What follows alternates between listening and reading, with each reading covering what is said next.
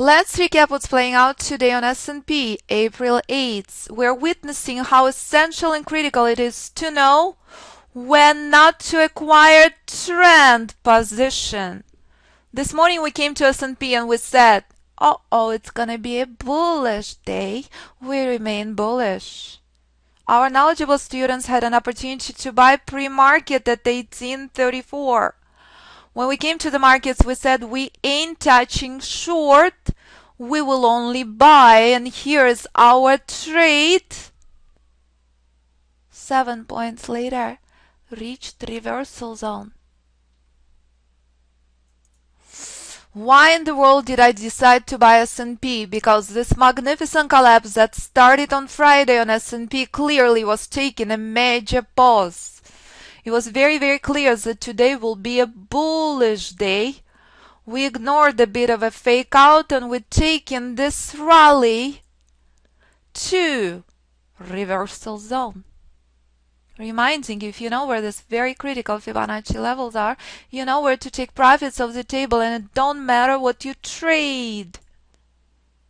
My trade chart 13, long 1834.50, came to 7 points exhaustion at 1844.50. My trail right outside. Nothing is random in magnificent world of trading. That's why it is the best video game in town. That's why it confirms that beauty and symmetry you see in everything that surrounds you. When you look in the mirror, when you look at nature, and even when you look in price, confirms that nothing in this world is random. That's why trading is so beautiful.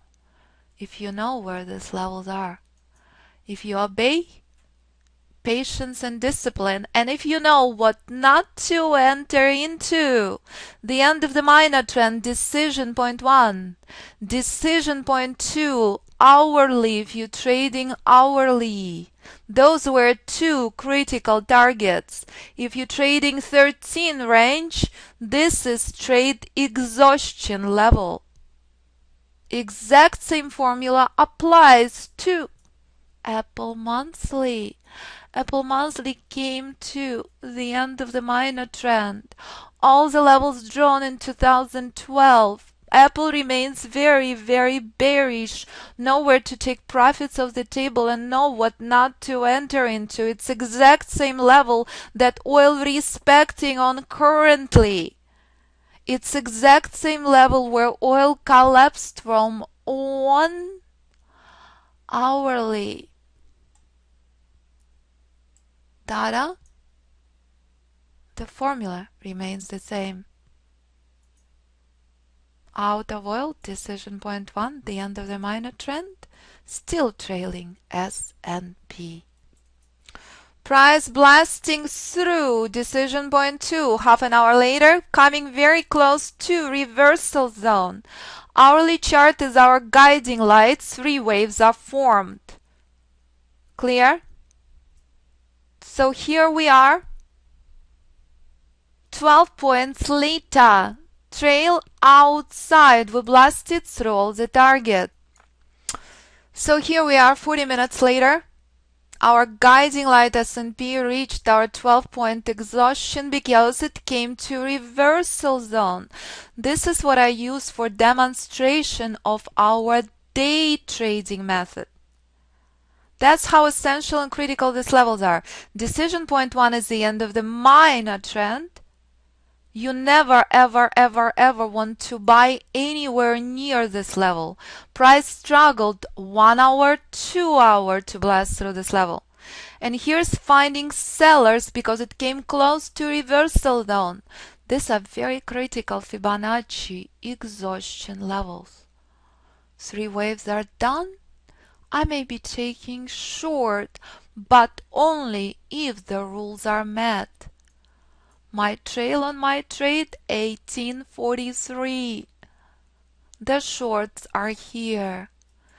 Kudos to those of you who had obeyed the rules and had taken that beautiful trade on S&P.